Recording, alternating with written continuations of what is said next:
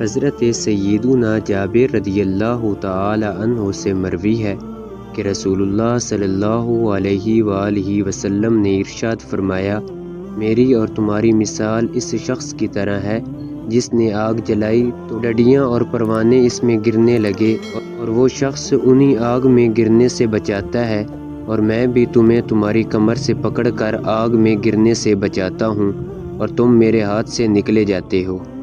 علامہ ابو زکریا یحییٰ بن شرف نووی علیہ رحمۃ اللہ القوی فرماتے ہیں، رسول اللہ صلی اللہ علیہ وآلہ وسلم نے جاہلین و مخالفین جو گناہوں اور شہوت کے سبب نار جہنم میں گرتے ہیں، انہی پروانوں سے تشبیہ دی جو دنیاوی آگ میں گرتے ہیں، حالانکہ ان جاہلوں کو اس میں گرنے سے منع کیا گیا ہے۔ نیز انسانوں کو پروانوں کے ساتھ اس وجہ سے بھی تشبیہ دی گئی ہے کہ یہ دونوں خود کو ہلاک کرنے پر حریص ہوتے ہیں اور اس جہالت میں دونوں برابر ہیں۔ حافظ قاضی ابو الفضل عیاض علیہ رحمۃ اللہ الوہاب فرماتے ہیں،